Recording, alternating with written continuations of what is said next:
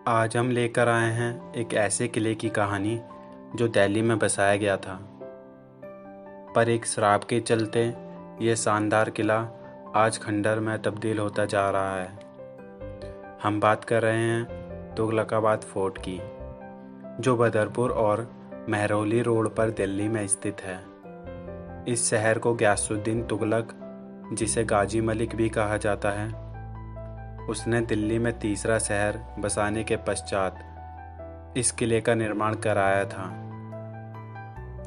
यह किला 350 एकड़ जमीन में फैला हुआ है। गाजी मलिक, जो कि खिलजी वंश में जागीरदार थे, एक दिन खिलजी और गाजी मलिक दोनों टहलने निकले तो गाजी मलिक ने खिलजी को सलाह दी कि वो दिल्ली के पश्चिमी भाग में एक किला बनवाएं। फिर खिलजी ने गाजी मलिक का मजाक उड़ाते हुए कहा, जब तुम राजा बनो तब तुम यहाँ पर किला बनवा लेना। यह बात गाजी मलिक के दिल में उतर गई।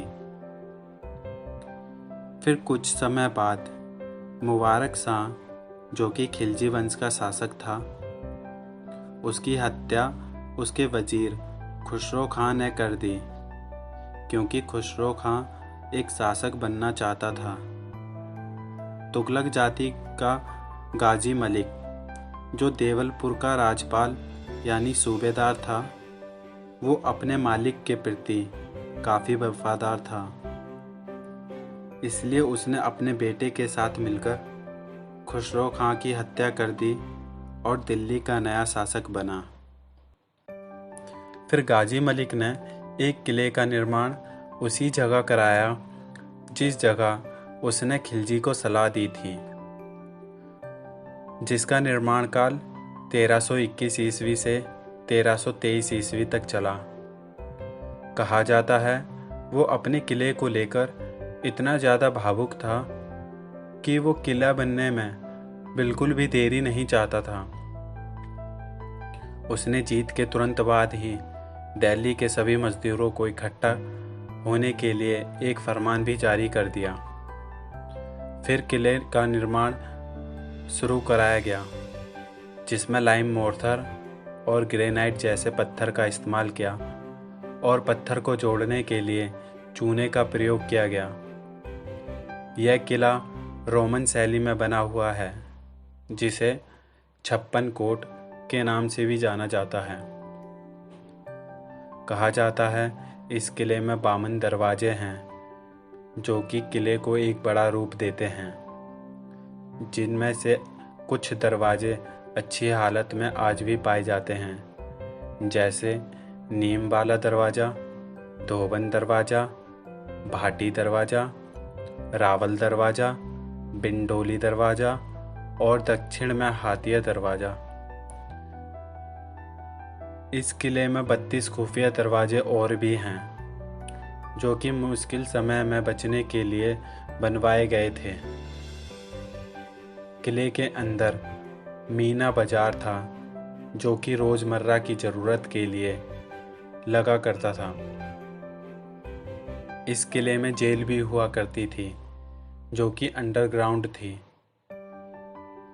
किले में विजय स्तंभ भी था, जिस पर चढ़कर बादशाह अपनी आवाम को संबोधित कर जश्न मनाया करते, और यहाँ बादशाह के रहने के लिए राजमहल भी हुआ करता।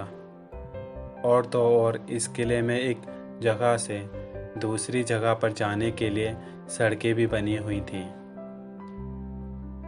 कुछ इतिहासकारों की माने तो ये किला अपने समय से कई गुना ज़्यादा उन्नत और विकसित किला था। किले का निर्माण मंगोली आक्रमण, जो कि मंगोलों द्वारा किया जाता था, उनसे बचने के लिए कराया गया।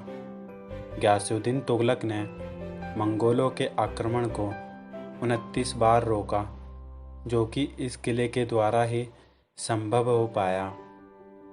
कहा जाता है गयासुद्दीन तुगलक दिल्ली सल्तनत का पहला शासक था जिसने अपने नाम के साथ गाजी शब्द का प्रयोग किया, जिसका अर्थ होता है काफिर या नास्तिकों का वध करने वाला। वर्तमान में इस किले का मुख्य द्वार गयासुद्दीन के मकबरे के सामने है। यह मकबरा इसी परिसर का हिस्सा है।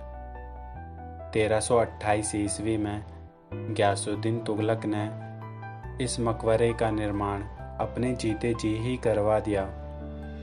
यह मकबरा एक पथरीली सतह पर बना हुआ है, जिसके चारों ओर पानी की झील हुआ करती थी। गयासुद्दीन का मकबरा लाल बलुआ पत्थर से बनाया गया, जिसमें गयासुद्दीन के साथ उनकी बेगम और बड़े बेटे की कब्र स्थित है।